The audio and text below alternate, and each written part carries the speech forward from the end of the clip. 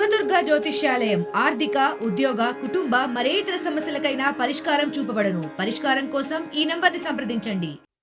ఈనాడు ఆంధ్రప్రదేశ్లో ఒక శుభదినం. ఎలక్షన్ అనౌన్స్మెంట్తో అరాచక పాలనకి తెరబడుతుంది. నియంతృత్వ పాలన, పెట్టుబడి విధానము, దోపిడీ వ్యవస్థ అంతం కావాల్సిన రోజులు దగ్గర పడుతున్నాయని చెప్పి మనకు కనపడతా ఉంది. తాడేపల్లి ప్యాలెస్ నుంచే కాదు, రాష్ట్రం నుంచి తరిమిగొట్టేదానికి ప్రజలు రెడీగా ఉంటే, జగన్మోహన్ రెడ్డి మాత్రము దేశం నుంచే వెళ్ళిపోయేదానికి ఎక్కడో ఐలాండ్ కొన్నట్టు సమాచారము వస్తుంది. ఈ రోజు నుంచి రోజులు, గంటలు, నిమిషాలు లెక్క పెట్టుకోండి. సైకో బ్యాచ్కి ఇది తెలుగుదేశం పార్టీ ఆఫీస్ నుంచి హెచ్చరిస్తున్నాము. వైఎస్ రాజశేఖర రెడ్డి గారి సమాధి దగ్గర నుంచే ఈరోజు సామాజిక ద్రోహం చేసినారు అని చెప్పి మేము తెలుపుకుంటున్నాం. నేడు ప్రకటించిన 150 అసెంబ్లీ స్థానాల్లో దాదాపు 81 స్థానాల్లో మీరు అభ్యర్థుల్ని మార్చినారు అని చెప్పి అందరు గుర్తు పెట్టుకోవాలని చెప్పి తెలుపుకుంటూ, నా ఎస్సీ, నా ఎస్టీ, నా బీసీ అంటూ దీర్ఘాలు తీస్తుంటారు కదా, ఆ ఎస్సీ, ఎస్టీ, బీసీలకే అన్యాయం చేసినట్టు ఈరోజు నేను మీకు కొన్ని ఫిగర్స్ చెప్పబోతున్నాను. 81 స్థానాల్లో మీరు మారిస్తే కేవలము 9 స్థానాల్లోనే రెడ్లకు మార్చినారు. అంటే 10% రెడ్డి సామాజిక వర్గానికి మార్పులు వచ్చినాయి. అదే బీసీ, ఎస్టీ, బలహీన వర్గాలకి 90% మార్చినారు అని అంటే దీని అర్థం ఏంది అని చెప్పి నేను ఈరోజు సూటిగా ప్రశ్నిస్తున్నాను. 175 మంది, దాదాపు 50% మంది మార్పులు మీరు చేసినారంటే మీ పరిస్థితి ఏందో ఆంధ్ర రాష్ట్ర ప్రజలకి అర్థమవుతా ఉంది అని చెప్పి నేను తెలుపుకుంటున్నాను. బడుగు బలహీన వర్గాలు అని అంటూ జగన్మోహన్ రెడ్డి ఏ విధంగా సామాజిక న్యాయం చేస్తున్నారో ఒకసారి మీకు నేను తెలుపుకుంటున్నాను. బీసీలకి 41 స్థానాలు కేవలము కేటాయించడం జరిగింది. అంటే 52% ఉండే బీసీ కులాలకి 91 స్థానాలు దామాషా ప్రకారం రావాల్సిన దగ్గర కేవలము 41 స్థానాలే ఇచ్చినారు అని అంటే న్యాయం చేసినట్ట అని చెప్పి నేను సూటిగా ఈరోజు ప్రశ్నిస్తూ ఉన్నాను. 139 బీసీ కులాలు ఉంటే కేవలము 18 ఉపకులాలకే మీరు ప్రాధాన్యత కలిగించినారు అని చెప్పి నేను తెలుపుకుంటున్నాను. 21 పార్లమెంటు స్థానాల్లో అంటే దాదాపు 7 parliament segments, Kakinada, Eluru, Narasaraopet, Tirupati, Rajampet, Kadapa and Nandyal, ఈ 7 పార్లమెంటు సెగ్మెంట్స్లో 49 నియోజకవర్గాల్లో ఒక్క బీసీకి కూడా మీరు ఇవ్వలేదు అని అంటే బీసీలకి న్యాయం చేసినట్ట అని చెప్పి నేను ఈరోజు సూటిగా ప్రశ్నిస్తున్నాను.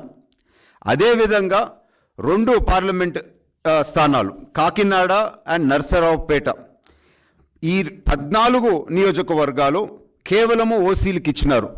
అంటే ఈ 14 నియోజకవర్గాలు 2 ఎంపీ సెగ్మెంట్స్లో ఒక్కరన్నా మీకు బీసీ, ఎస్సీ, ఎస్టీ, మైనారిటీలు దొరకలేదా? ఇదేనా సామాజిక న్యాయం అని చెప్పి నేను ఈరోజు సూటిగా ప్రశ్నిస్తున్నాను.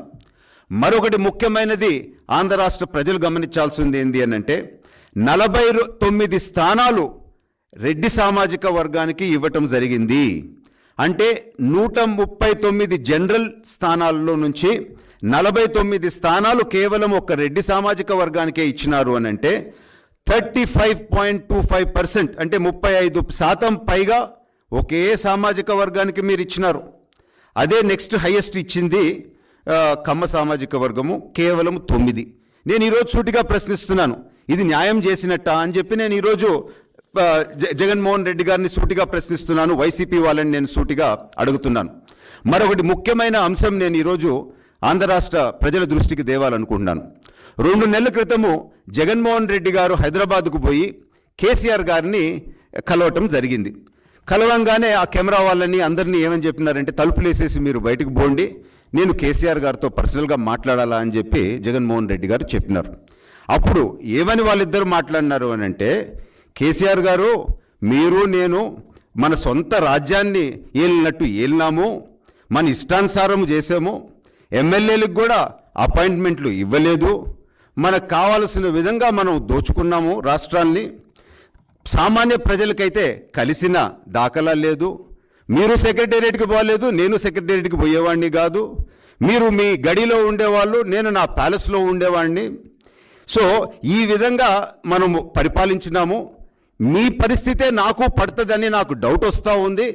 మీరు ఏ విధంగా టైంపాస్ చేస్తున్నారు కేసీఆర్ గారు అని చెప్పి జగన్మోహన్ రెడ్డి గారు అడిగినారంట.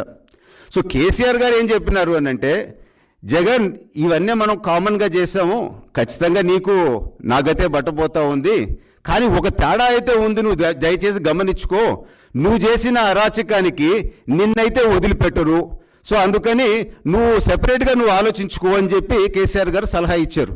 బహుశా దానివల్లనేమో ఆ ఐలాండ్ ఇంగ్లాండ్ దగ్గర కొన్నారని చెప్పి నాకు డౌట్ వస్తుంది.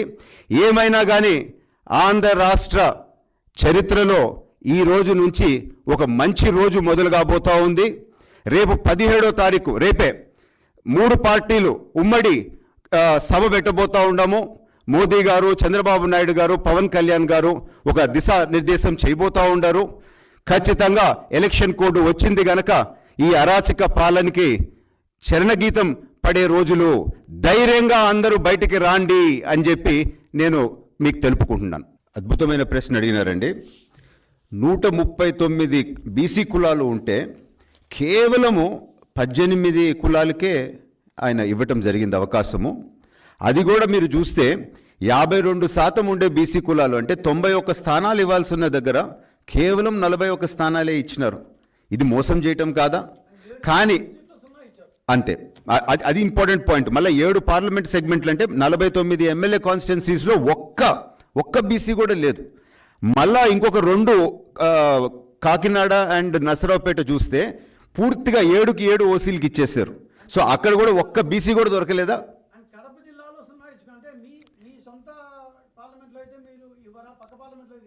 క్లియర్గా చిన్న చూపు ఉంది అని చెప్పి ఈ ఫిగర్సే మాట్లాడుతూ ఉన్నాయి. వాళ్ళ రకంగా మేము నోటుకొచ్చినట్టు మాట్లాడేది లేదు. చివరిగా ఒక్క మాట చెప్పి నేను ముగించాలనుకుంటున్నాను. ఇప్పుడు వైఎస్ఆర్ పార్టీ వాళ్ళు నోటికొచ్చినట్టు కూతలు కూస్తూ ఉండరు. వాళ్ళ స్థాయికి దిగజారే సంస్కారం తెలుగుదేశంలో లేదు. కానీ ఈరోజు మా నాయకుడు లోకేష్ గారు ఒక ట్వీట్ పెడతాం జరిగింది. నేను దయచేసి కెమెరాని దీనిపైకి జూమ్ చేయాలని చెప్పి కోరుతున్నాను. దీన్ని మీరు చూస్తే ఎంత అద్భుతంగా ఈరోజు ఆంధ్ర రాష్ట్రంలో ఉండే పరిస్థితి వారు ట్వీట్ చేయటం. టైటానిక్ షిప్ మునిగిపోతూ ఉంది. ఒక బోట్లో నుంచి, రెస్క్యూ బోట్లో నుంచి ఒకరు చూస్తూ ఉండారు ఆ షిప్ని. ఆ షిప్లో మునిగిపోయే వాళ్ళ లిస్టే ఈరోజు వీళ్ళు అనౌన్స్ చేసిన ఈ ఎమ్మెల్యే లిస్టు. సో మునిగిపోయే టైటానిక్లో ప్యాసింజర్ లిస్ట్ ఎట్టుండిందో ఈరోజు ఈ ఎమ్మెల్యే లిస్టు మునిగిపోయే వైఎస్ఆర్ పార్టీ పడవది అని చెప్పి ఈ ట్వీట్ ద్వారా లోకేష్ గారు చెప్పడం జరిగింది. ఇది అద్భుతంగా ఎంత సొఫిస్టికేటెడ్గా ఇది పెట్టినారో ఒకసారి అందరు గమనించాలా అని చెప్పి నేను తెలుపుకుంటున్నాను. మరిన్ని వీడియోస్ కోసం ఛానల్ ని సబ్స్క్రైబ్ చేయండి, లేటెస్ట్ అప్డేట్స్ కోసం వాట్సాప్ ఛానల్ ని ఫాలో చేయండి అండ్ లింక్ డిస్క్రిప్షన్ లో ఉంది.